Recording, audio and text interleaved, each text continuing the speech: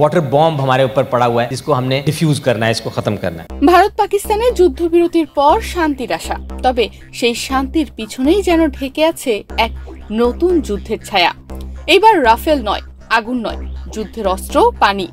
ভারত সিন্ধু পানি চুক্তি স্থগিত করেছে, আর পাকিস্তান তীব্র নিন্দা জানিয়েছে সরাসরি জাতিসংঘের মঞ্চে। টানা বেশ কয়েকদিনের হামলা, পাল্টা হামলা ও উত্তেজনার পর সম্প্রতি যুদ্ধবিরতিতে পৌঁছেছে ভারত ও পাকিস্তান। এরপর উভয় দেশের সামরিক কর্মকর্তারা নিয়মিত একে অপরের সঙ্গে যোগাযোগ রাখছেন এবং যুদ্ধবিরতির মেয়াদও বাড়াচ্ছেন। 1960 সালে ভারত ও পাকিস্তানের মধ্যে স্বাক্ষরিত হয়েছিল সিন্ধু পানি চুক্তি।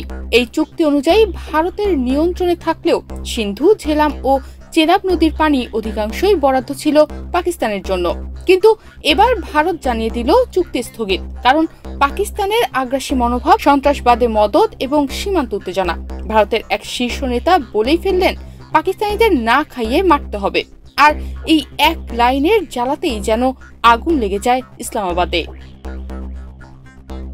সামরিক উত্তেজনার পারদ আপাতত কমলেও ভারত সিন্ধু নদের পানি চুক্তি স্থগিত করায় উভয় দেশের সম্পর্কে এখনো উত্তাপ বজায় রয়েছে এবং উভয় দেশই একে অপরের বিরুদ্ধে উত্তপ্ত মন্তব্য করছে।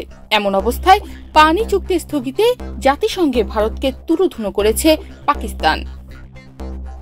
দ্য ডন থেকে জানা যায়, 25 মে জাতিসংঘের এক বিশেষ সভা অনুষ্ঠিত হয়, যার বিষয় ছিল সশস্ত্র সংঘাতে পানি সম্পদ সুরক্ষা। আর সেখানেই পাকিস্তানের ডেপুটি স্থায়ী প্রতিনিধি উসমান জাদুন ফাটিয়ে দেন বোমা। তিনি বলেন, ভারতের পদক্ষেপ আন্তর্জাতিক আইন লঙ্ঘন করেছে। ভারতের জন্য আজ পাকিস্তানের 24 কোটি মানুষের অস্তিত্ব হুমকির মুখে। এমনকি পানিকে অস্ত্র বানিয়ে মানবিক বিপর্যয় করছে ভারত। পাকিস্তান এ ধরনের কোনো পদক্ষেপ কখনোই মেনে নেবে না। আর জাতিসংঘের নিরাপত্তা পরিষদকে সরাসরি বলে দেন, আপনারা নীরব থাকলে এই আগুন ছড়িয়ে পড়বে পুরো অঞ্চল জুড়ে। পাকিস্তান তাদের বক্তব্যে 3টি বিষয় পরিষ্কারভাবে তুলে ধরে: যুদ্ধ বা সংঘর্ষের সময় পানি সরবরাহ বা পরিকাঠামোতে আক্রমণ আন্তর্জাতিক আইন বিরোধী, পানি বন্ধ করা মানবিক বিপর্যয় ডেকে আনতে পারে এবং পানিকে অস্ত্র বানানো 21শ শতাব্দীতে আর গ্রহণযোগ্য নয়। ভারত এখনো সরাসরি প্রতিক্রিয়া দেয়নি জাতিসংঘে, তবে শীর্ষ স্তরের কিছু নেতা স্পষ্ট করে বলছেন, যে দেশের কারণে হাজার ভারতীয় রক্ত ঝরিয়েছে তাকে আর পানি বিলিয়ে দেওয়া হবে না।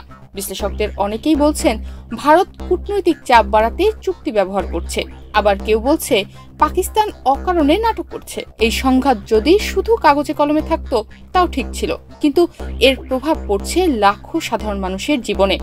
পানির ফোঁটা বন্ধ মানে জীবন থেমে যাওয়া। তনিমা রহমান, বাংলাদেশ প্রতিদিন।